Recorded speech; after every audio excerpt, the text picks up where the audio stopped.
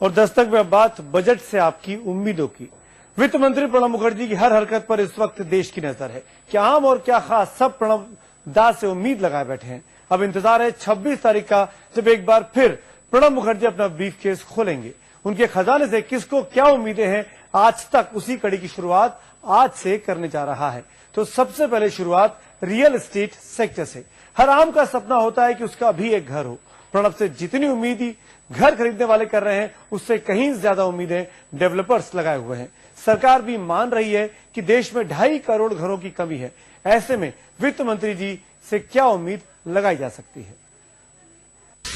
घर कर्ज पर टैक्स में छूट बढ़ी नहीं, रीपेमेंट पर टैक्स की छूट बढ़ी नहीं, अफोर्डेबल हाउसिंग को टैक्स हॉलिडे मिला नहीं। पिछले बजट में तो रियल एस्टेट सेक्टर के हाथ कुछ नहीं लगा। ऊपर से मंदी के चलते महंगे घरों का सपना बेच रहे डेवलपर्स को भी अफोर्डेबल हाउसिंग का रास्ता अपनाना पड़ा, लेकिन फिर भी खरीदार नहीं माने। इस बजट में रियल एस्टेट सेक्टर की सरकार से कई मांगे हैं। बजट में एक तो हम चाहेंगे कि टैक्स कंसेशन थोड़ी ज्यादा मिले, अगर हाउसिंग लोन कोई लेता है आम आदमी ताकि अफोर्ड कर पाए। From a middle class point of view, the only thing you can do is आप लोन ले सकते हो एंड धीरे धीरे उसको पे ऑफ करते हो, बट आपका सपना आपका घर एक बन जाता है। But if this also goes up, फिर आपके लिए कोई चारा बचता ही नहीं है।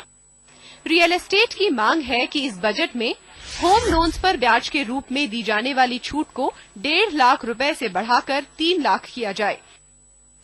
होम लोन की प्रिंसिपल रीपेमेंट की छूट 1 लाख रुपए से 2 लाख रुपए की जाए। अफोर्डेबल हाउसिंग को सेक्शन 80 IB 10 के तहत टैक्स हॉलिडे दिया जाए।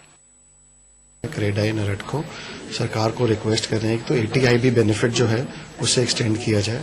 दूसरी बात यह है कि रियल एस्टेट जिसमें अब मेजर फोकस इंटीग्रेटेड टाउनशिप्स पे है, उसे इंफ्रास्ट्रक्चर स्टेटस का करार दिया जाए। गौरतलब है कि फिलहाल देश में करीब 2.5 करोड़ घरों की जरूरत है और इस अंतर को कम करने में पब्लिक प्राइवेट पार्टनरशिप कारगर साबित भी हो सकती है।